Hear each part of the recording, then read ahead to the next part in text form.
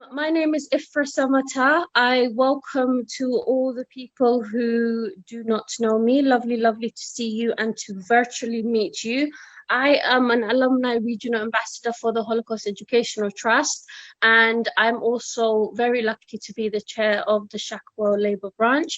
And in a moment, I will introduce our councillors, Gregory and Richard Lufkin, who's going to officially welcome you on behalf of our branch.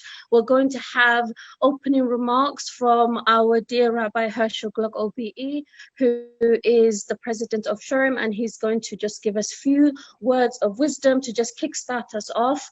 Another regional alumni, Imogen Dalziel, is going to talk to us about education and the importance of remembering the Holocaust. She'll be joined by George Binette, who is the joint secretary for our Shacklewell branch, and they're also going to talk about just the importance of remembering in light with the past and linking it with present. Have we really learned from the lessons of Auschwitz and the Holocaust? Then we're going to reflect on subsequent genocides in our modern times with Mace, another regional ambassador, who's going to lead that conversation.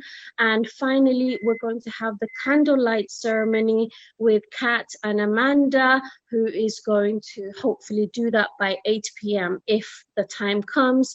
And at the end, Amanda will join me in closing. Hope that makes sense. Give me a thumbs up if that makes sense. Amazing. You're all superstars. So I am now going to introduce our councillors, Gregory and Richard Lufkin, who is going to welcome you on behalf of Shacklewell Branch. Michelle and Richard. Thank you so much, and thank you for inviting us today. And I want to extend a warm welcome to everybody here. I'm one of the Shacklewell ward councillors, and it's a privilege to represent people in this ward.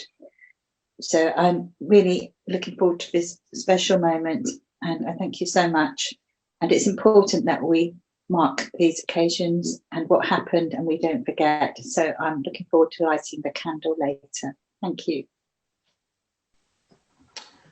Thanks very much, Michelle, and just want to extend my warm welcome as well to everybody who's here, and also to say, a very big thank you to Ifraah, Imogen and Kat for organising this, and also to Amanda and George for facilitating all the tech and everything. I think it's, as Michelle said, it's really important to remember these tragic events and to learn from them.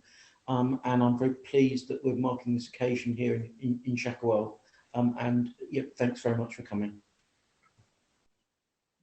Amazing, thank you both. And can I please now just very quickly turn the screen this way and welcome Rabbi Herschel to open our memorial service. Yes, we can see you and we can hear you. Okay, fantastic. The hearing is more important than seeing in this case. First of all, I want to thank you all for arranging this terrific event. No, we look at the screen and we see there aren't very many people here. But that isn't the most important thing. The most important thing is that it should bring about change in those of us who are here. And today we are dealing with a very important issue. As some of you might have figured out, I am Jewish. And we Jews, believe it or not, do not do history. There's no word in Hebrew for history. The word used in Hebrew for history is historia, which is a neologism taken from English, because originally in the Hebrew language, there was no word for history. Instead, we have a word zikaron, meaning memory. What's the difference between history and memory? History is something which happened in the past. Memory is something which, true enough, it happened in the past, but it's our memory. It's living in us. We remember it. It has an effect on us. It brings about change within us. And when we say Holocaust Memorial Day, if we are just remembering what happened in the past, although it is very important, we are lacking the most vital ingredient, and that is to bring about change in the present. And perhaps I am encroaching upon a speaker who's going to present later, but I think it's so important. Has the Holocaust taught us anything? And judging by what happened in Darfur, what happened in Bosnia, what happened in Cambodia, etc., etc., etc., it seems that we still have a lot to learn from the Holocaust and a lot to learn from the slogan "Never Again." And even though Ifraah said we shouldn't be political, I'm going to be cheeky and I'm going to be political. We all know that the powers that be want to make a Holocaust memorial building in Victoria Gardens next to Parliament. And it's going to cost over £100 million. Of course, we all know that when something is meant to cost over 100 million, it usually ends up costing a lot more than that. But let us be kind and say it will cost over 100 million. The same government that says they want to memorialize the Holocaust is denying child refugees the opportunity to come into the UK. How do we square that? And I think the problem is that the powers that be see the Holocaust as history. They don't see it as memory.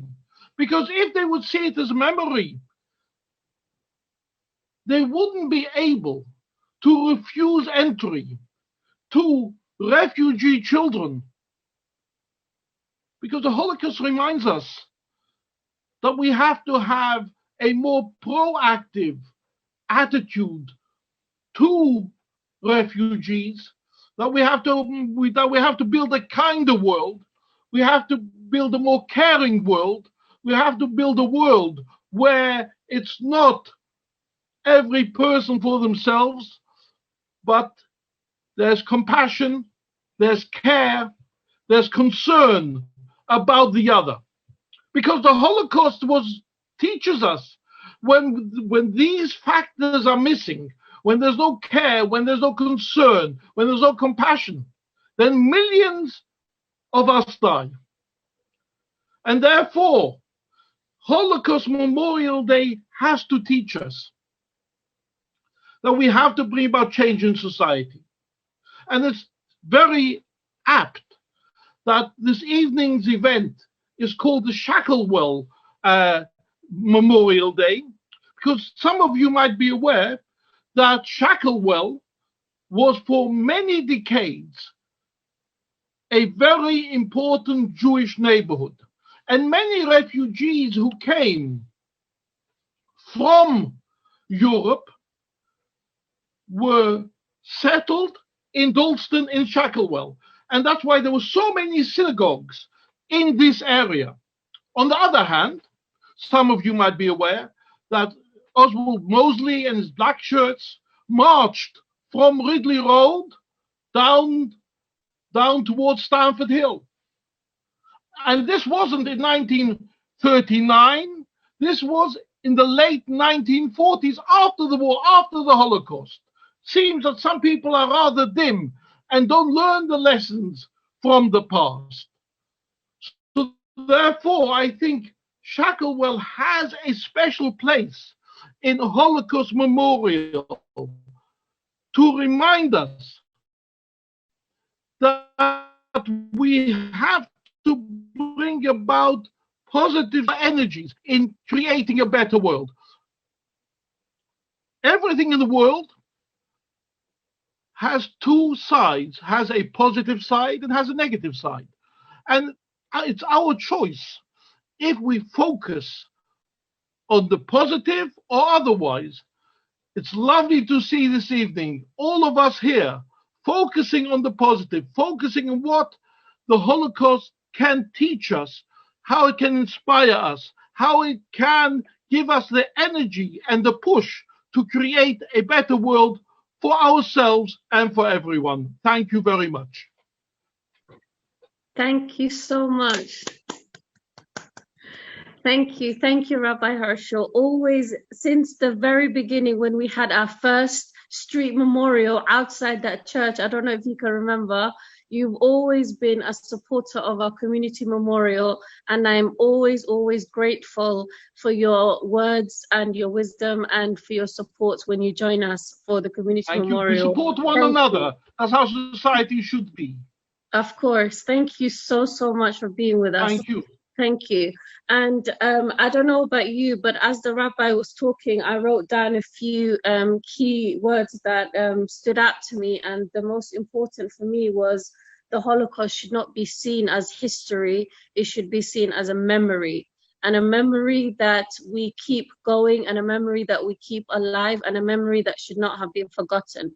So today, right here in our home in Shacklewell and across different parts of the world, people that are marking it, we remember the 6 million Jews who were systematically targeted for their very existence and who they were. But we also remember the other people who were also those who perished in the Holocaust as well.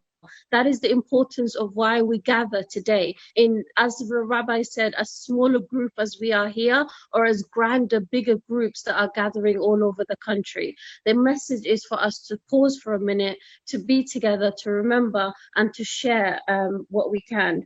Some of the other things that I wrote down were when the components of care and compassionate are missing from our societies, millions are able to die. And that is something that is hope for all of us to live in a more compassionate, more caring society, and the duty that we have for refugees and for those who need us the most in different countries. The fact that we're being hosted today in a political group as a Labour Shacklewell Branch, some people might say, why is that? But to me, as someone who's the chair of Shacklewell Branch, very proud and honoured to have that role, but to also as someone who was raised in this area and who came to Hackney as a refugee child at a time when in 1998, I think, when my family came here, I think politics played a part in how my family were welcomed into this country, and Britain played a huge part in my childhood and my existence. So to me, whether the street memorial was outside a church, or whether we were in a street outside Dawston, or right here in Shacklewell online, we're people and we're together, and that's really special to me. So thank you and welcome to all the new people who are joining us now. I will now take us back to education. So as we discussed throughout, but actually before I move on to the official education part and bring Imogen in, did anyone else write down any notes as the rabbi was speaking, or has anything stood out to you that you would like to reflect with us? Feel free to put your hand up, or I can quickly, because I want us to discuss as we go along. I don't just want us to do speech. This is people talking to each other. So would anyone like to reflect on anything that you... Lucy's got her hand up. Lucy, welcome. Can you please, Amanda, let Lucy unmute herself? Thank you. I'm a bit worse for wear, which is why I've got my camera off. But I just wanted to say thank you. This is a really important event, and it's really good to hear from you, Rabbi. The things that stood out to me was the question about what we've learnt, considering a lot of what is happening in the world today. I think it is really important to have that moment to pause, and how we do ensure that it doesn't ever happen again. So those were some of the things that stood out for me. And I just appreciate having the opportunity to kind of have that moment of reflection and, hear the voices of different people within the community. So thanks, Ifraah, and thanks, Rabbi, for your contribution. It's good to hear you talking about Shacklewell and the history, Hackney really does have a history of activism and welcoming, and I'm sure, you know, there's many of us that have kind of come to Hackney and sought refuge. So it's really great to be part of, you know, that solidarity that we have as a community. I'm a Hackney boy. Amazing. Thank you so much, Lucy. Okay, so we are now going to move on to Imogen, who is going to talk to us about the educational side of the importance of remembering the Holocaust. Thank you, Ifraah, for that introduction. Good evening, everyone, and welcome. So just to introduce who I am, as Ifraah has said, I'm an alumnus of the Regional Ambassador Programme at the Holocaust Educational Trust. And becoming an ambassador for the trust really was life-changing for me in very much every sense of the word. So from doing projects with the trust as a 17-year-old, once I had done a psychology degree and decided didn't want to be a psychologist, I started doing a master's in Holocaust studies at Royal Holloway and the University of London. From there, I did a PhD, which I'm pleased to say I've just finished after 5 long years. And I'm also administrator for the Holocaust Research Institute at Royal Holloway, and have just started a job as program coordinator for a new Holocaust and Genocide Research Partnership, which is a kind of amalgamation of different organisations in the UK working in Holocaust research and education. So education is very much my bag, my career, my journey. And of course, education is important, of the utmost importance, I think, to all of us. And I think actually what I wanted to contribute touches quite nicely on what Rabbi Herschel has said, because I kind of split education into two. And really, I think looking at them, it's kind of education in history and also education in memory in some ways. So the first thing I would say is, you know, when we think about education, we think about the facts. If we think about the Holocaust, we think about the historical facts, the things that happened, the places they happened, and the people that they happened to. And I just wanted, I'm sure I'm kind of preaching to a crowd that already knows this, but I really wanted to raise the importance of facts and of checking facts and of checking sources, because in the modern world, in our kind of digital world where we're stuck to our phones and on social media, and we're all at the moment sat at home, possibly doing more of that than we normally would. You know, we're seeing a lot of conspiracy theories coming online. We're seeing a lot of alternative facts being spread more easily. So really, you know, there's the essence of just making sure that we check our sources. We don't kind of rely on, you know, relatives and friends on Facebook or WhatsApp passing things on. We read books, we do research, we watch documentaries and go to organizations that are authorities in all respects. But of course, for the Holocaust, it's incredibly important, perhaps now more than ever, because of the rise in denial, because of the rise in the right wing, and these kind of beliefs that are sort of seemingly either taking more of a hold or becoming more vocal in society generally. So that would be kind of my one, I suppose perhaps the first message that I have to give to this evening is just the importance of education in that respect. And the second one, as I say, is kind of in memory and in a moral education, because when we think about and we talk about the Holocaust, it's not just about those facts. And of course they are important, no doubt, but it's also, as Rabbi Herschel said, our place in society and working out what that is and what we can do in our own little small corners of the world to change that and make it a better place. I think one thing that's really struck me more recently in this pandemic is the capacity for a scapegoat.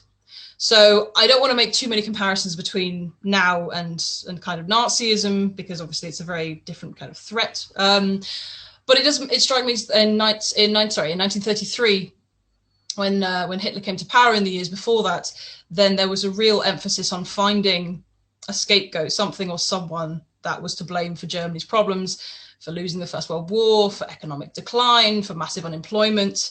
And of course, that scapegoat was found largely in the Jewish community. Small though it was less than 1% of pre-war Germany, which a lot of people don't realize. It sounds much bigger because of the propaganda which was put out against the Jews.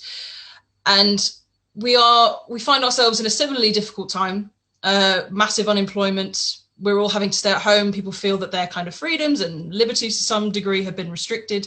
You know, to save lives ultimately, but some people of course have protests about this and so on. And so people will be looking for something or someone to blame. We already heard from, thankfully, former President Donald Trump about the China virus, for example. It's not about the coronavirus, it's the China virus, the Kung flu, and all these terrible terms that put something in people's minds to put something on the other, I think, is really kind of important to think about there. And I would just say, I would like to actually quote someone from the Auschwitz Museum's commemorations, which I watched earlier today. It was a very, very moving service. It's on YouTube if you have the time, an inclination to watch. And survivor Anita Lasker-Wallfisch recorded a little video for the museum's commemorations. And she talked about the importance of education. And she said, the first thing that she said that really struck me was just to say, do not let us down. Talking about the survivor community, do not let us down. But beyond that, she said to learn about this history, but also to talk to each other and learn about each other's differences and celebrate those differences. Because I think it's so easy, again, when we're closed in and we're isolated physically, as well as mentally in some cases, that we can other people, we can be ignorant, we can be indifferent, but actually what we need to do is come together, even if it's like this online, as much as we can, and learn from each other and celebrate our differences. She said, you know, we're all human beings at the end of the day. We all have more in common than that what separates us. And the other thing I guess I'd like to kind of finish on for my part is something that was also said at the museum commemoration today by the director of the museum, Piotr Savinsky, and he was talking about the importance of the future. Particularly this year, there was a real focus on children and kind of what we give to the children and younger generations and how it's carried on. And he said that the future is not some distant thing. We can think of it as something that's kind of over there. It's very abstract, but actually the future is shaped now, and the future is shaped by what we do. And what we do matters because it does pass on and it does pass down the generations. Things that we do now, things that we say, the way that we behave is observed, leaves its imprint on the world and in history and is carried forward. So really, you know, we are at a time now where hopefully we're coming to the end of this terrible pandemic that's claimed so many lives. We're getting the vaccine to protect against the virus. And I just want to leave with the message that education is a vaccine. Education is a vaccine against prejudice, against hatred, against racism, anti-Semitism, xenophobia. The more that we educate, both historically and morally, the more that we have chances of a better future. Thank you.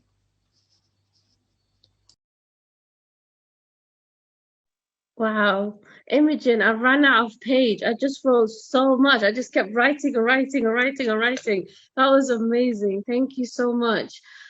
Before I bring people on board to kind of reflect some of the things that there was so much that I reflected, and thank you so much, Imogen. The beauty of our diversity, myself, Imogen and Kat, is that in our circle, we always say, I'm the dramatic feelings one. That kind of just brings people in that sense. Imogen has a lot of, like, when it comes to facts and figures and serious, like getting us into the focus, she's always like keeps us on toe. And I'm just really, really proud to know you, Imogen. You're amazing. Thank you so much. And a recent PhD survivor, we're all proud, and we just, you know, well done. And like I said, some of the things that stood out to me, the last thing that you said, it just honestly gave me chills. Education is a vaccine to you know, prejudice, discrimination, which is, I think if you're all on Twitter right now, you should all tweet that immediately. Okay. And also the influence of political words. I'll be really interested to hear from our councillors later on their thoughts on the importance of, like, leaders being careful in how they talk. Leaders are supposed to inspire and motivate, not to use words that are segregating and causing fear. And unfortunately, that is something that we have seen then, and we're seeing it now as well. And also, we all have more in common than that which separates us. That is a beautiful words that I remember even the late, why am I having a brain freeze? The MP that sadly left us, Joe Cox. Joe Cox. Thank you. Those, every time I hear those words, her face just comes into my head. And the future is not a distant thing. It's shaped now by what we do. And for all of us who are here tonight, the very few of us who are here tonight, the actions that we made to take time out of our lives to be here today, to sit together, to pause, to talk to each other, to gain knowledge from each other and continue that conversation, we're playing a part in shaping the future for ourselves and our family and those around us as well, because education is very, very important in our lives as well. There's so much that I could say, but I don't want to take it away from everyone. So I'm going to scroll through the screen, and Rabbi has his hand up. What stood out to you from Imogen's amazing words? Imogen is an amazing human being, and she has got the right end of education. But I want to suggest a word of warning. There are those who think that education is synonymous with being a civilized, decent human being. The Holocaust showed us that the most cultured and most civilized nation in the world, with the best universities at the time in the world, were in Germany. Heidegger, Einstein, all studied at German universities. And the universities were the hotbed of Nazism. They said that Hitler in 1933 in Heidelberg, in all the top German universities, they were saying Hitler is the man that Germany has been waiting for 1,000 years. And in the Einsatzgruppen were the German SS units who went to murder Jews in the forests. 1 in 3 of them, 1/3 of them, 33%, had PhDs. Never in the history of warfare have soldiers been as well educated as the very Germans who committed the worst atrocities that the world has seen. So therefore, we have to be very careful in education, that education per se isn't the answer unless the education is presented in a compassionate, caring, positive manner. Amazing. Thank you so much, Rabbi. And I would like to pass it on to Marcel. Please forgive me if I'm not pronouncing your name correctly. Lovely to meet you and welcome. Hi. I just wanted to say, first of all, thank you very much to Shacklewell Labour Party for organising this. Amanda and George and all the others. Brilliant. Yeah, it's obviously a very emotional day for me personally as well, because members of my family perished in the Holocaust. And I just think it's fantastic that, you know, so many of the people here are doing incredible work, as Herschel says, to keep the memory of the Holocaust alive, so that hopefully this will never happen again. I just wanted to agree with Imogen that I do think education is really important. So understanding is really important. I think the kind of ongoing tropes and Holocaust denial that unfortunately do litter social media is still out there. And I think it's only by kind of having education and discussion and transparent and open discussion amongst comrades that I think we can kind of tackle these things. And I just wanted to say, Herschel, that I went to Shacklewell Lane Synagogue when I was a little girl as well. Thank you once again. Amazing, amazing. Lovely to have you here, and thank you very much for your contribution. I'm just scrolling through the screen and I see some of our other Shacklewell family members are here. Lovely to see you, Tassia. Lovely to see you, Nick. Lovely to see you. I'm going through the list. And Suleka, lovely to see you. Welcome all of you. And you missed my dramatic opening, so that's lovely to see you all.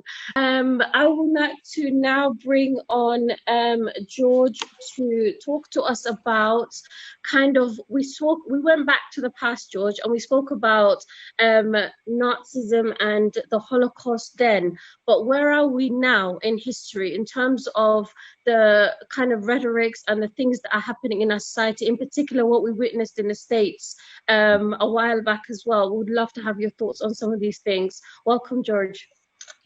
Well, thanks very much, Ifraah, and thanks to Rabbi Gluck and also to Imogen for their very valuable contributions this evening.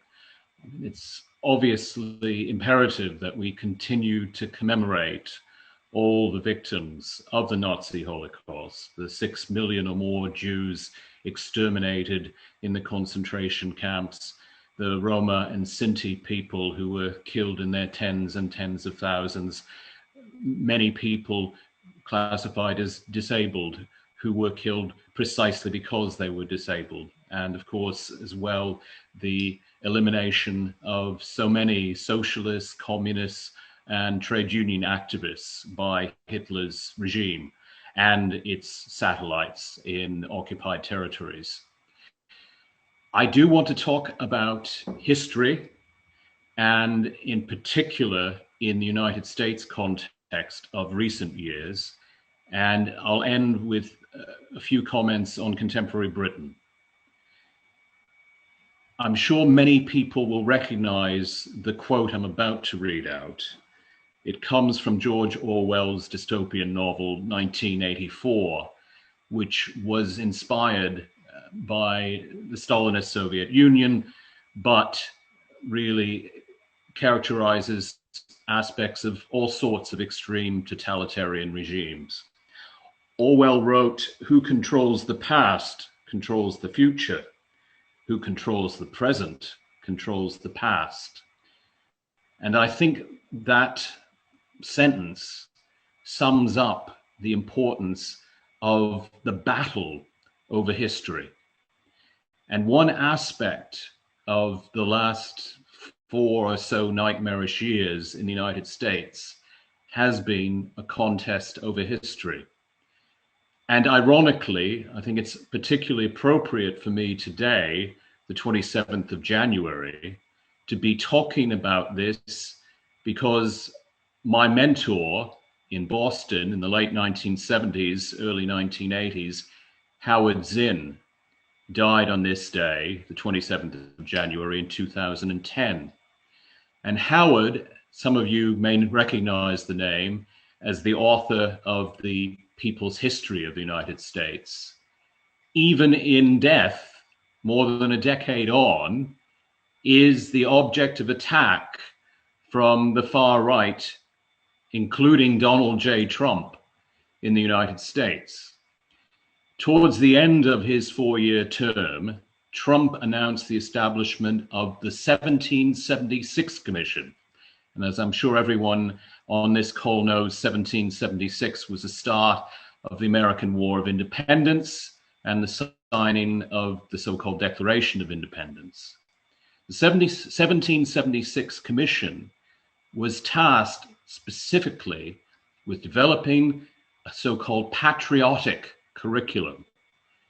And one of the figures specifically mentioned by Donald J. Trump as the purveyor of horrible lies about the United States was none other than Howard Zinn. And Howard, coincidentally or otherwise, grew up Jewish. And his parents were actually emigres from pogroms in Tsarist Russia. Now, the 1776 Commission, I'm pleased to say, was scrapped this past week after Joe Biden's inauguration as the 46th president of the United States. But it had a clear purpose, and that was to try and ensure a particular understanding of the history of the United States, which would effectively whitewash the horrific genocidal treatment of the Native American population, the history of chattel slavery, and the realities of Jim Crow after the Civil War and the Reconstruction period in the United States.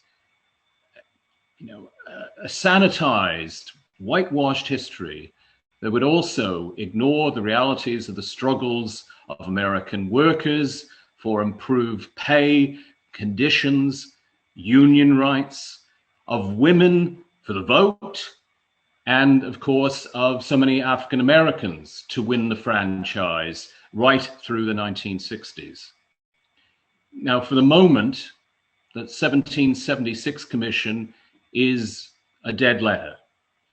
But we need to remind ourselves that on the 6th of January, when there was the assault on the US Capitol building, there were organized fascists amongst those who attempted to shut down Congress and overturn the election result from November of 2020.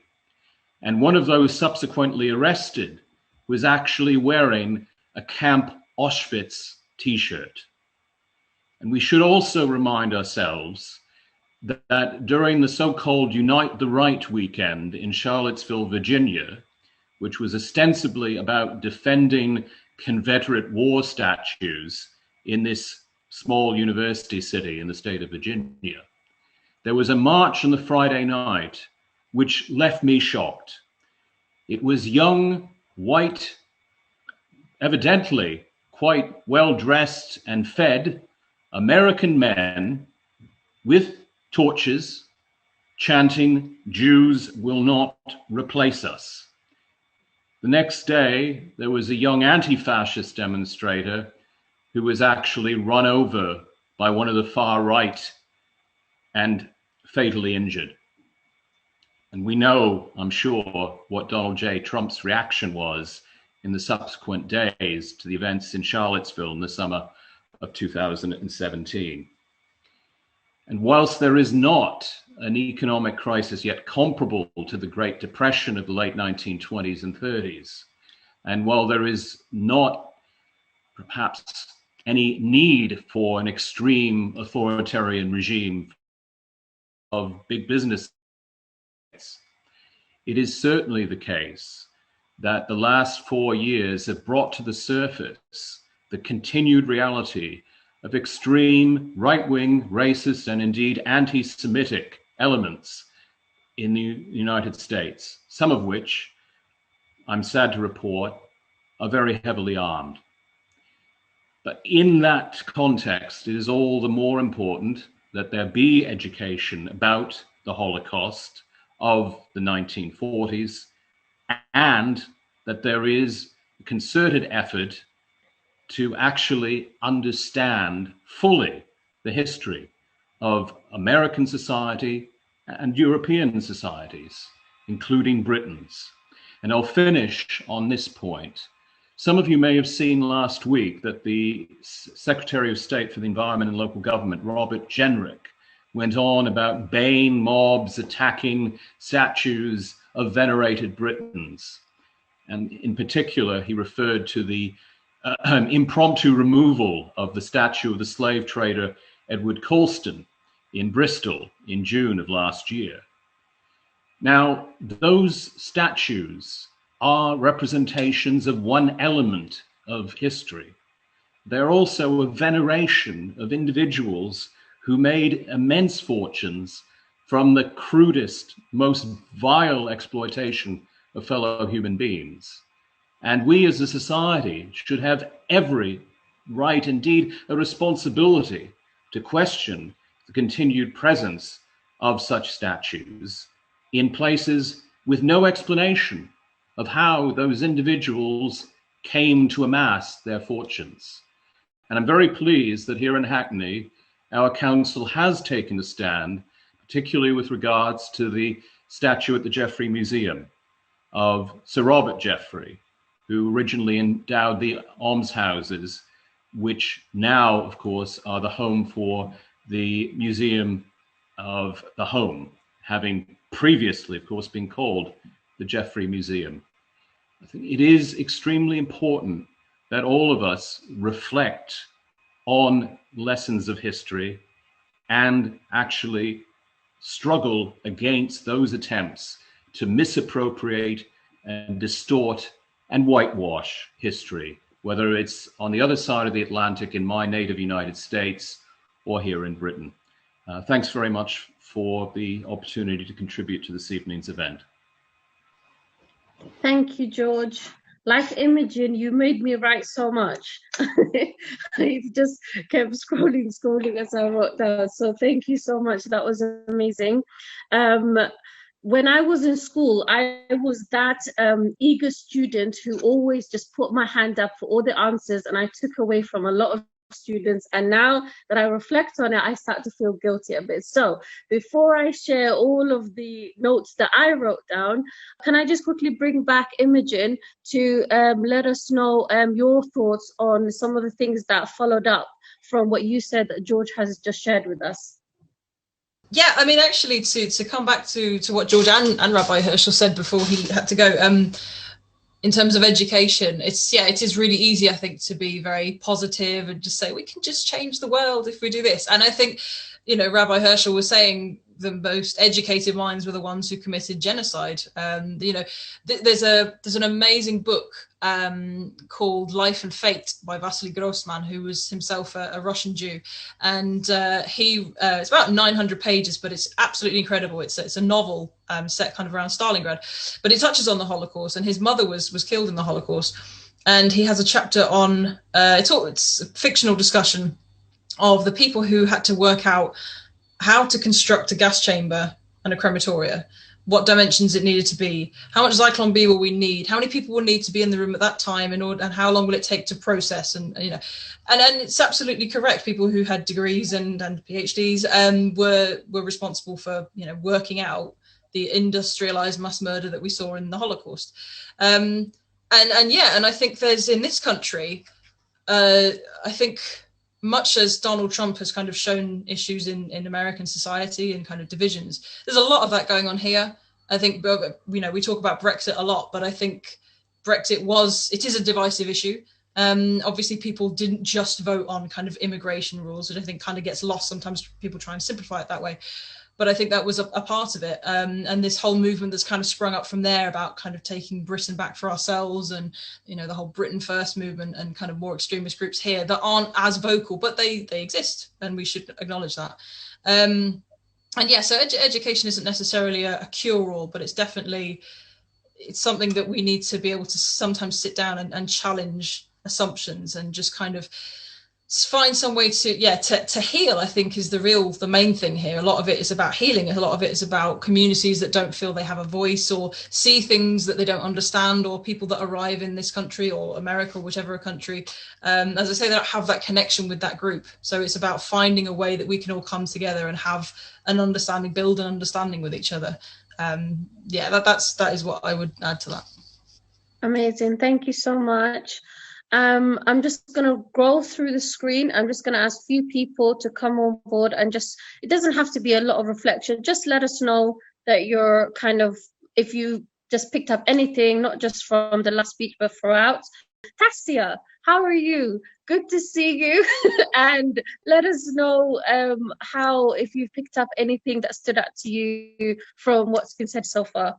And I love that jump, by the way. I just completely picked you up at random. You brought back horrible memories from school there. I'm very sorry to have missed Imogen's talk, so I can't really sort of come on the back of that. But obviously, because I work in education, I'm really disappointed to have missed it. But I'm just listening to what people are saying and thinking about, a particular member of my own family who was sort of saved from probably getting involved in kind of like the milieu of far-right activism. And he was in prison. It's my older brother, and he went through prison education, and it was absolutely transformative. And he lives in Kent. He's a working class guy, and he is quite active around the anti-racist movement. So I've seen, I don't know what the premise of your talk, Imogen, was, but I've seen how transformative education can be in the right hands and in the right context, I guess. And because it's what I do for a living, then, I have to believe that. I have to truly believe that my future graduates are not going to be the ones discussing those revolting kind of, logistics. I have to believe that. And thank you for your talk, George, I was thinking as well about the flags that were up on Washington, Capitol Hill. I think somebody on Twitter identified some very obscure symbols on flags, but they all led back to far-right groups. So it kind of, you know, peeled back the layer of what was really going on there, and it was terrifying. But thank you for that. Thank you, Tassia. And I love writing quotes. Whenever someone is talking, I always write down the things that stands out to me. And from when George was speaking to us, some of the quotes that stood out to me was the importance of reflecting on lessons of history and the sad reality that a lot of the history that is in education is indeed whitewashed, which is really, really sad. But we are here. So we are, like, I'm in education myself. It's so lovely to see a lot of people in education who are here tonight, as well as all of us who are in this room together. And now we are become the teachers, as it were, to continue the conversation of what we've picked up today. And also we as people have every right to question. I really like that. Question what we hear, whether it's from the most highest esteemed leader in politics or religion or whatever. The right to question is a privilege that we all have, and we should all just question instead of blindly following people who are leading us astray. And when it comes to the organized fascists, what we saw, the insanity of what we saw in America, and the reaction of the president was not something that brought a lot of calm to the people. In fact, it divided people even more. And the role of a leader, like I said earlier, is to inspire, to motivate, to unite, not to segregate and divide. And that's quite thing. Can I just bring our councillors in, Michelle and Richard, and just to ask your thoughts on, as leaders yourself, as our councillors, what role do you think leaders have, the importance of how they respond when something happens in our society? One thing I've been thinking of a lot lately is how people's anger affects their behaviour. So it might be anger and frustration about how their lives have panned out, lack of opportunity, or other things that make them angry. And I think personally, I think it's very important that leaders show that what we need to do is focus on being tolerant and compassionate. So sometimes if I'm, particularly in this pandemic environment, sometimes I get quite stressed, and something that's not really logical will annoy me, or something, and you just think, no, you have to kind of keep pulling yourself back in. So I think, and sometimes on the Shacklewell WhatsApp group, people say really positive things. So I think we have to hold leaders to account. They're in that position, and it's a privileged position. And if they, they really have to set an example. And if they don't, we have to challenge them. We must constantly challenge them, and en masse as well as individuals. I think it's a joint responsibility. It has been quite shocking, some of the way the leaders have behaved across the world in the last few years. And I hope that, and unitedly, we can change that trend, because I just don't think it's a good way forward, and it helps anybody when leaders abuse their position of power, basically, and it is an abuse of power. And so I think that's something we need to keep an eye on, and we should all be held to account and be able to, everyone should be able to adapt if we need to, and just to be consistent in our approach, and just think of other people and be supportive. That's my view. Thanks. Amazing. Thank you, Michelle. Richard? Yeah, just following on from what Michelle said, just the importance of practicing tolerance and not abusing social media as well. I think that's made the whole thing quite a lot worse in terms of the quality of debate, and being able to recognise differences, and not to be a personal attack, but just trying to sort of calm situations down and listen to people with differing points of view. I think that's really an important part of leadership, and what people should do within the borough. You know, the events of the last few weeks have been shocking in terms of just what the effect of the language of political leaders can lead to.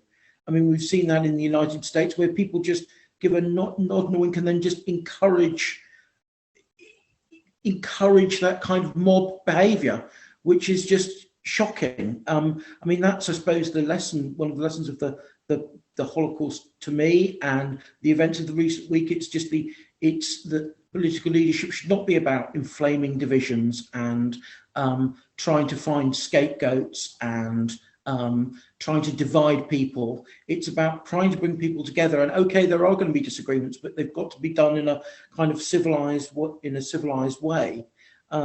That's the real lesson to me. And I mean, I just want to say what excellent speeches that we've heard this evening from everybody. It's been a really moving event. Thanks very much. Thank you, Richard. Okay, Lucy, if you can unmute yourself, please. Sorry, I'm not being very fast here. I just really agreed with what you were saying about us not being divided, and I think it really is important to try and put yourself in other people's shoes. And there is a lot of solidarity, particularly, when we think about racism towards Black people of African descent, and we look at the legacy of the genocide and Holocaust that Jewish people have suffered, and the historical element to it as well. So I just wanted to, kind of say that, for me, it's important to kind of put myself in those shoes. Just reflecting a little bit on what George said, sorry to have this compulsion, but I just wanted to mention the mixed race children that were also part of that genocide from soldiers being in Africa. But fundamentally, this is about racism, which is about, in this world, it's about white supremacy, and there has to be solidarity. And in America, there very much is that history of relationship between Black people and Jewish people standing up together, and I think that is very important, especially when you're looking at the history. But very currently, right now, that kind of scapegoating element does feel like it's re-emerging, and I just think it's really important that we do tackle the mainstream narrative when it comes down to that kind of far right element, and we do that better when we do it together. So yeah, that was what I wanted to say, to reflect on some of the things that came up. Thank you. Thank you so much, Lucy. I was just writing down your last point. That was really, really amazing. We can tackle the mainstream narrative together. I really, really, really like that. That's really, very powerful. So we are now going towards the end part, which is very sad, but it's good. All good things must come to an end. And I will now bring on board Mace, who is an amazing human being that I love to hassle every time I'm doing something, and she's always there to support. And another regional alumni, a friend of ours, and I'm sad to say that we're alumni. Now that means we're officially old. We just used to be regional ambassadors, but now we're alumni. We're no longer students. So, Kat, before you speak to us about reflection on subsequent genocides, I don't know if Oriane is still in the room with us, but if you can just quickly tell us about our journey as regional ambassadors, just to share everyone some of the crazy adventures that we've been on as regional ambassadors. And if Sure. Oriane is here, she can jump in the conversation. I can't see her yet. So my journey with the Holocaust Educational Trust was absolutely incredible. So first of all, I got to meet an amazing group of people from all different backgrounds, all across the country, that all were 17 or, around that age, and just wanted to make the world a better place. From there, we've been able to well, it starts by taking a journey to Auschwitz and being part of the Lessons from Auschwitz project, which I think we could all agree changed our lives and changed how we saw the world and how we interacted with other humans and how we interact with issues that come up. And I just want to say, you know, to you that have organised this, thank you for giving me a bit of much needed hope.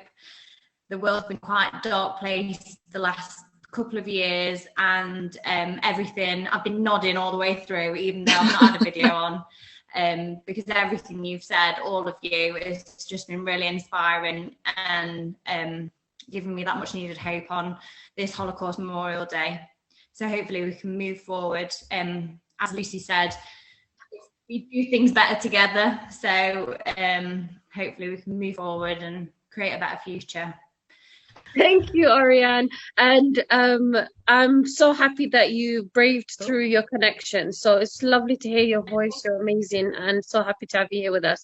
Kat, now, please continue. Apologies for disrupting you. Hello, everyone. So, yeah, I was very lucky to meet people like Imogen, Ifraah, and Oriane on our kind of regional ambassador journey with the Holocaust Educational Trust. So yeah, I went to Auschwitz with the trust in 2010. The Holocaust survivors that we'd had the privilege to listen to, as Oriane said, changed our lives, and you know, we kind of brought it to our modern day lives and what we do now, or try to, which I suppose brings me on to what I'm going to talk about. It's a sentiment shared as well by David Miliband.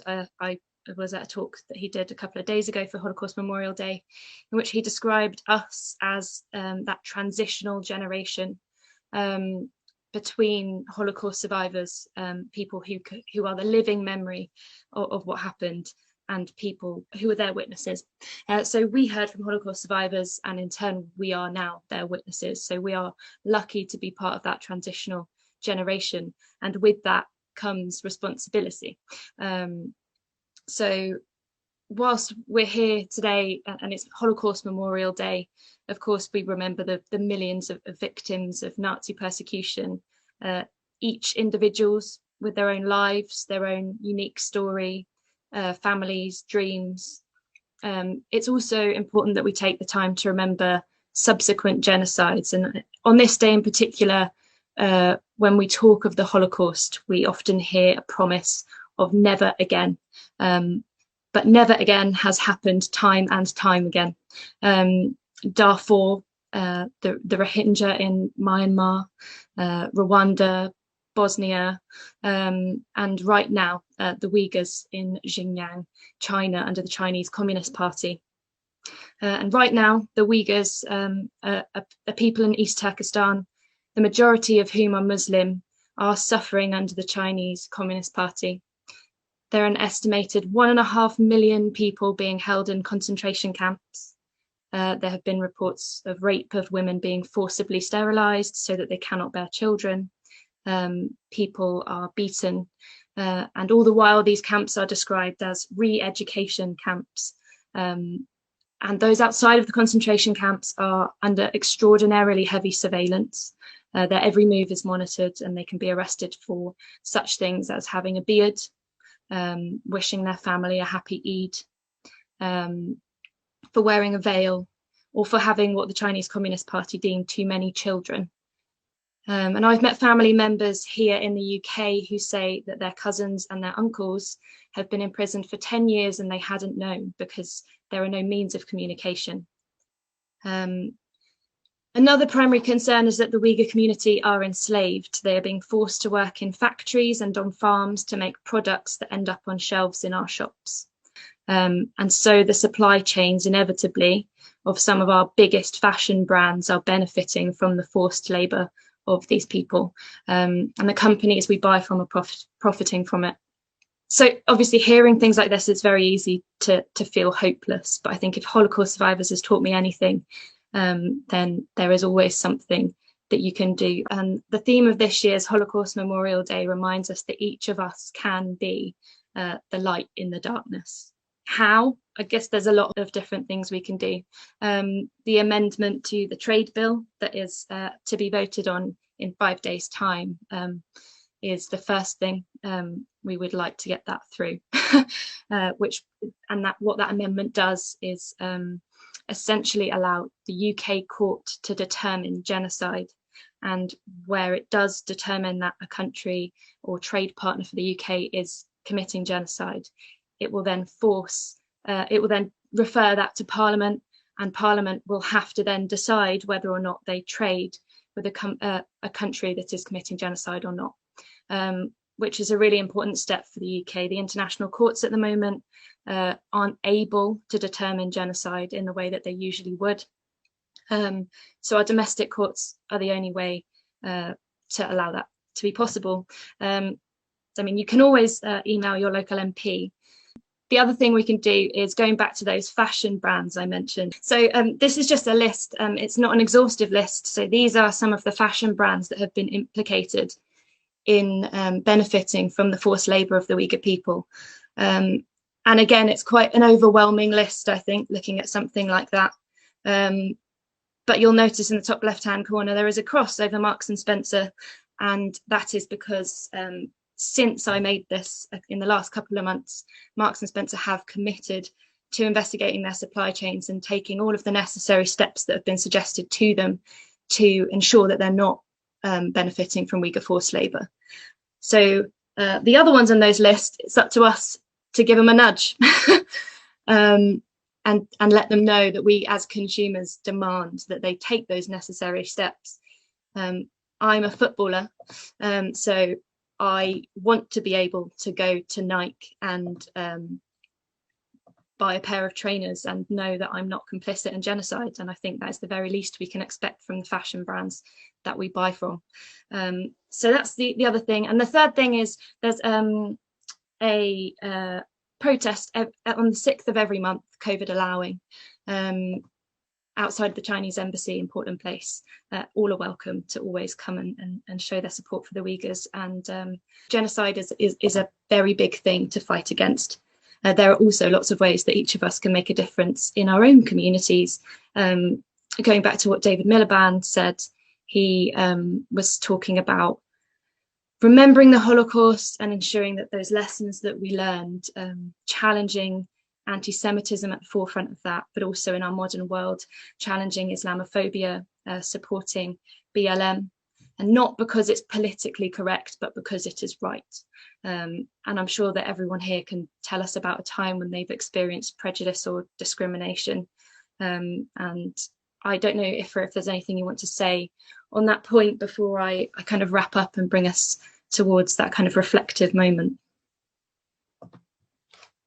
Thank you, Kat. Sorry, I was just scribbling away as I was doing the other times. That was amazing. No, I don't have much to add myself. However, I would like to open the floor to see. I saw a lot of nodding heads as you were talking, to see if anyone would like to reflect as we carry on. Kamal. Well, can you hear me? Yeah. All right. Yes. Being a light in the darkness, and just going back to that list of companies, we all have purchasing power. As we've seen, for example, the recent wave in something not as serious, but vegan and vegetarian products in supermarkets, because there's a growing wave of people who are shifting across that. If you change where you're shopping, or if you make it vocal where you want to shop, you will sway corporations. Because all they care, majority care mainly about their profit margins. And if you hurt their profit margins, or if you make it clear that their profits lie elsewhere, they will adjust. So we do all have those small things, everyone lives their day-to-day lives. Everyone has their own, troubles, but it's surprisingly easy to kind of adjust one thing in your lifestyle to be able to make a world's difference to someone else across the world. Thank you, Kamal. As you were just talking now, I just wrote down the power is within us when it comes to controlling the greed of people who are complicit to genocide in in the way that they make their products, and that's a small power that we have. We might not think that we can do something, but by simply deciding to shop elsewhere, we actually are influencing change without even realizing so. And that's one of the beauty of the community memorial. When we have this kind of moments together, it's not just people giving speeches, it's people actually talking to each other and giving each other action points for how we can impact change within ourselves, rather than sitting here for a few hours listening to speeches and then walking away. We hope by the end of this time that we have together, that like myself, you have written something down or captured something with your mind, and you say to yourself, right, I've gained a knowledge and now I want to impact that forward. Imogen, yes, please reflect with us. I'll try and keep this brief. So just to say, really, I mean, I know, again, something that the Rabbi touched on as well. I know you said to try and not make this too political, Ifraah, but I think when we talk about this kind of stuff, we have to be political. It is political. And, you know, I'm struck by the fact that last week in Parliament, as Kat said, 319 MPs felt that there shouldn't be a genocide amendment added to the trade bill. And for me, I wonder how many of them, I haven't kind of checked social media too much today, but I do wonder how many of them sat on Twitter and put something out about today is Holocaust Memorial Day, today we commit to remember this and never again. And I'm afraid never again, as Kat said, is an empty phrase really, because it has happened again, and I'm afraid it's in all likelihood, you know, will happen again, not necessarily in gas chambers, but as we've seen plenty of other examples in other countries and communities. So I think the fact that, you know, there is this kind of opposition to, you know, to helping people who are in that kind of crisis is very worrying, is very dangerous, and shows that words are one thing and action is quite another. So I think also, to pick up on what Kamal was saying as well, if you use your power, your purchasing power and things, it's also sends a message to the government that actually the people in Britain want to see this amendment passed, but they want to, you know, want to speak up against what's happening in China to the Uyghur, and that maybe, just maybe, we'll make that change, and hopefully this amendment will go through in Parliament this week or in 5 days' time instead. Amazing, thank you, Imogen. Kat, please summarise. Thank you so much. It's all right. Actually, I should say that there's a Holocaust survivor that is very prominently speaking out in support of this trade amendment as well. Ruth Barnett, if you I think there's a few videos online of her speaking about the trade amendment that's definitely worth a watch. But to bring it back to today, today is Holocaust Memorial Day, and it exists for us to set aside our time and remember the victims of the Holocaust. And I think on days like this, I remember very vividly the words that I've heard from the survivors. And I reaffirm the promises that I made to them. So I vowed from the very moment that they shared their story with me, as Imogen, Oriane, Ifraah, and anyone else who's heard from a Holocaust survivor will probably testament to as well. The moment they shared their story, I became their witness, and I vowed to share it, and I vowed to never forget it. And I vowed to take those lessons I've learned and pay it forward. And actually, there's a quote from a Holocaust survivor I'd like to share with you. It's the late Gina Turgle. And Gina was a wonderful woman, for those of you who aren't familiar with her, with a remarkable story that certainly didn't end or start or end with the Holocaust. But she was absolutely dedicated to educating young people and the next generation. And I feel that when I'm thinking about this year's theme, Be the Light in the Darkness, her words are really poignant. So she said, "My story, the story of a survivor, is the story that 6 million others cannot tell. I was, and I am, and I always shall be a witness to the mass murder and systematic destruction of a civilization. We do not speak with hatred or regret. We simply put the memory of our experience to the service of the future. It is not then confined to the past.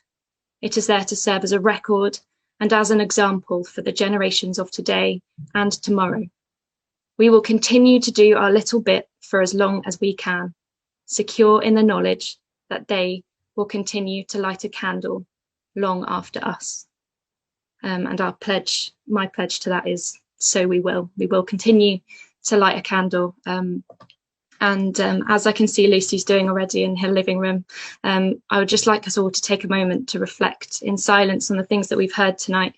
And George and Amanda, I think you'll join me in lighting a candle and just observing a minute's silence.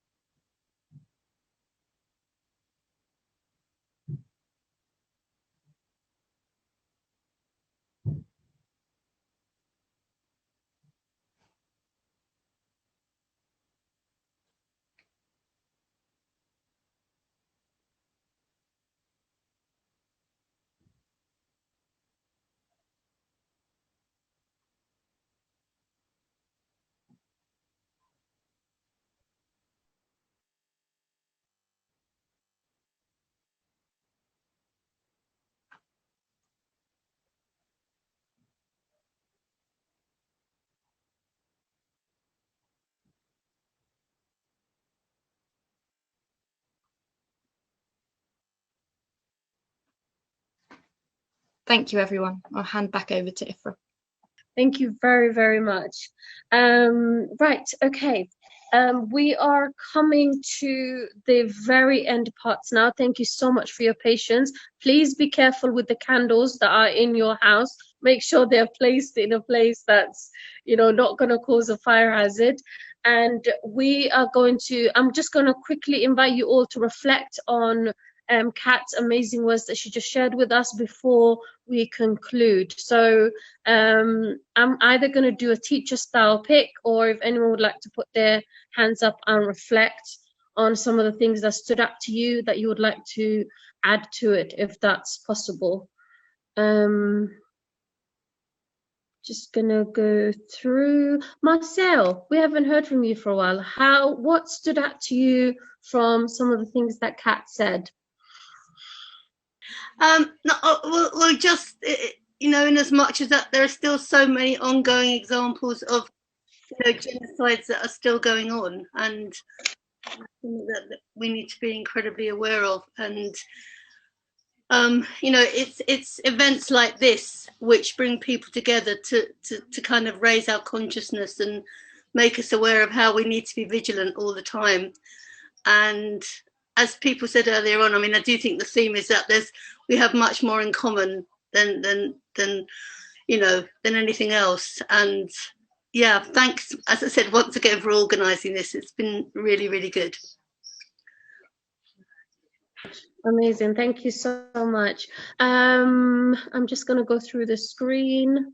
Lucy, give us one or two things that stood out to you, please. There you go.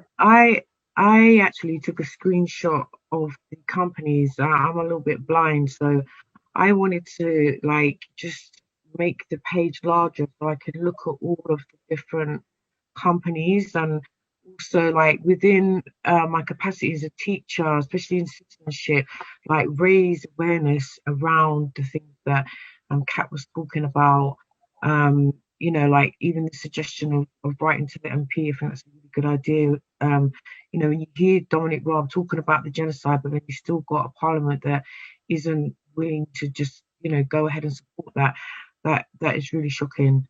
And also as well, it is good to come together and, have that kind of spontaneity of what information and knowledge can do to kind of motivate you to go off and actually act on behalf of that. So thank you.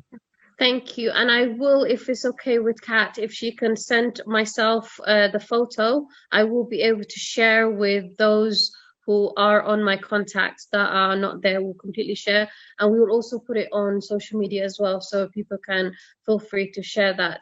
Amanda, I'm getting a message that says your hand was up. Yeah, thanks, Ifraah. I don't want to speak for too long because I think it's been a really lovely event, and I think it's probably time to close soon. I wanted to say what came across to me, some of the things that came across were really the history of Shacklewell, and we know about its multicultural history and the importance of the Labour Party, which is holding this event, taking a really outward-looking and internationalist approach. And just going back to the beginning of the meeting when Rabbi Gluck was talking about Moseley in Dalston, I have quite recently seen some footage on YouTube, and it is quite shocking to see that fascist activity going on literally right on our doorsteps. So while we are marking Holocaust Memorial Day and we remembered who were murdered, those people who were murdered because of who they were, and we're reflecting on that history, I think it is also really important, as we have done, to pledge to work for a better future. And I think as a Labour movement, what's come across to me today really strongly is how much we have to be that light in the darkness, and how much we have to stand up today and always stand up against prejudice and hatred. And we can't and we must not stand by.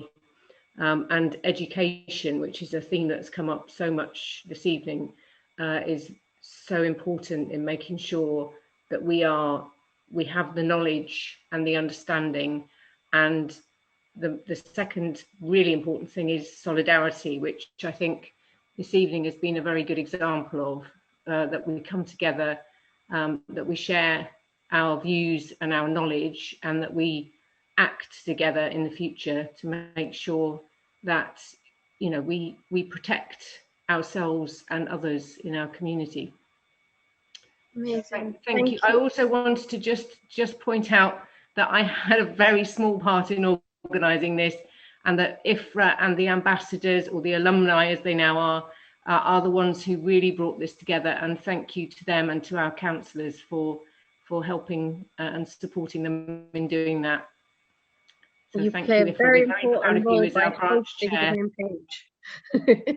Thank you. That's really important. Before we close and I summarize, I'm just going to swipe the screen and just going to get everyone to give us final thoughts that they would like to end, or just tonight I'm walking away with a promise that you're keeping from our conversations tonight. So at the end of my screen is Rickard. Just one word or anything that you've taken away from tonight. The importance of tolerance. The importance of tolerance.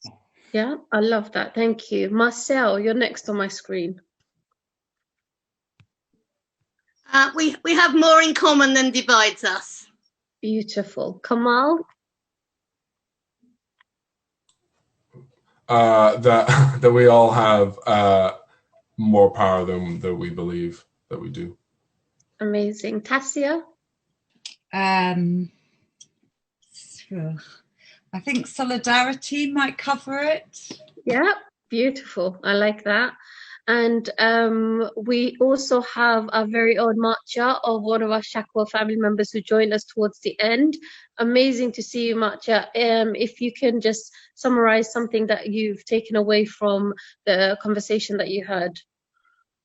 I think the fact that things like that still happen with Uyghurs in China, but I also think that it's much closer to home than we think, and a lot of the sentiments that are stirred up by the current government can very easily veer into those same extremes. And we already treat people in immigration centers there's so many people we already treat abysmally. So yeah, it's just everywhere. Amazing. Thank you. Lucy?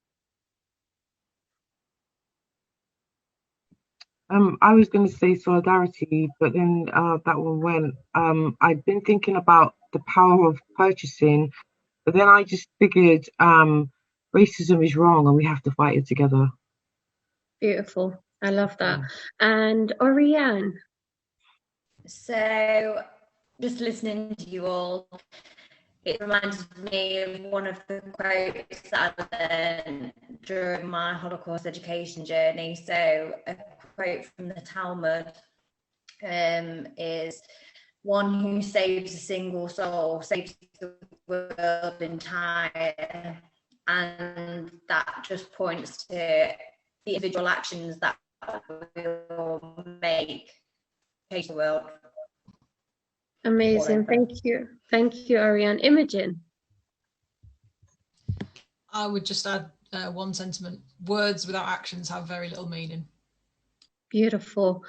And I'm just going to see Michelle. You're next on my screen. Yes, I think one thing that really stuck in my mind was when the Rabbi spoke, and he talked about the difference between history and memory. And I think memory is something that's alive, because you can, if you look at history, you can kind of say, oh, it's in the history book, and you can close the book, and maybe you open it sometimes, or maybe you don't. But memory is something that is kind of living and current. So I suppose I'm interested in how the memories can continue a journey, so it's alive rather than and always in our thoughts. Thank you so much. His camera is not on, but I can also see Nick Mann, who's a member of the Shacklewell Branch. I don't know if you can hear me, Nick. You can say it like without your camera, it's fine. Any reflection from this evening? I really enjoyed listening to Rabbi Herschel, actually. I thought he was very much of the moment, and that idea that history, Holocaust isn't history, it's memory, and he brought that very much into the present. And with thoughts of helping refugees now, and we have to think about who those people are and what the politics around that is. And when Kat was speaking about genocide, the Uyghurs, you know, that's also very current, and something that obviously is going to create, well, it's not in that case going to create a refugee population, but it's not on our shores, shall I say. Although I have to say, every time I open a gown at work, a pack of gowns at work, they are made in China, and I have heard rumours that they are in fact made in the Uyghur camps. That's one of the things that those factories are producing, is PPE, which we are, as the UK, are then buying. Now, I don't know the truth of that, and I don't know what philosophically what I should be doing about that, but they're all very, very kind of immediate concerns, and I agree that words without actions don't amount to much. Yeah, but a very heartwarming session. And my roots go back a long way. My dad was a Polish Jewish refugee, and he brought me to Shacklewell 50 years ago, because he had a factory in the road I now live in, making knitwear, which he learned in the resistance in Paris. And you know, so I've got my kind of I've got my roots here. But lovely, thank you all. That was really sort of slightly heartwarming. Thank you, Nick. My favorite thing is when people are talking to each other and you hear someone's background and you realize that some people's histories as they talk to each other. That's incredible. So it's wonderful to learn more about the history of Shacklewell as well, and the connection that a lot of us have with the place that we live. Some of us just wake up, go to work, go to school, go to whatever, as the robot cycle of society. but pausing moments like this actually enables us to talk and listen and learn a lot from each other as well. So that was incredible. And as we close now, I first of all want to say a huge heartfelt thank you to every single one of you who has taken the day to pause with us, to be here with us. It means a lot to me and to the other regional ambassadors to know that we're not just talking to each other or an empty wall, that we are talking to people. And Kat was saying earlier about the promises that we made to the survivors that we met. And I've always, every like memorial that we do towards the end, I always say the names of the survivors that I promised, whose stories that I will continue and share the names, so that other people tonight, tomorrow, whatever you can, take a moment to Google these names, because we are the living part of their memories, if that makes sense. And some of them are tragically not here with us. So I will start, and I'm sure there is thousands of ambassadors that we've met in the many, many years that we've been regional ambassadors, but those, especially those who are no longer with us, that we met, if I can ask the regional ambassadors to say the names of the ambassadors, the survivors that you made a promise to, whose names that you would like to share with the people. And I'm going to start with Oriane. Here we go. Imogen. I will just mention a couple of names because I'm sure if you have many. I would say Kitty Hart Moxon, who is still with us, thankfully. I would also say Joseph Pearl. I know he affected you, Ifraah, because we both heard from him on LFA. And also Ziggy Shipper, who also at 91 is still with us, sharing his story. And in fact, you can see today on social media a conversation between him and Kate Middleton, which is very hard. So Kitty, Ziggy, and Joseph, I made my promises to them, and also all the survivors. Amazing. And Kat? Yeah, again, so many to choose from, but I think those that I'm closest with, Susan Pollock, Freddie Nola, and the late Gina Turgle. Amazing. And I would also like to echo Joseph Pearl having a significant impact on a lot of our journeys, and he's sadly no longer with us. And of course, Professor Elie Wiesel, who's also no longer here with us, but who's also one of the survivors that I made a promise to. So that's from us. If there is one thing that you take away from this session, all of our friends who are listening to us today, know their names, read their story, and pass it on. That is the promise that we made, to keep their memory alive through us. And we hope you continue that by learning their names and learning what they've been through and sharing that as well. And hopefully learning from tonight's conversation as well. Thank you, thank you, thank you, thank you again. And can I just get Amanda to give a few closing remarks from Team Shacklewell, and then we'll close. I just want to say thank you very much, Ifraah. I think it's been amazing, and thank you for those names. Sorry, I attempted to spell some of them incorrectly, but others have put them in, and I think that's a lovely way to finish the evening, to think about the individuals as well as the event, because in those individuals the memories lie, and we need to remember them and remember what happened to them. So thank you very much, Ifraah.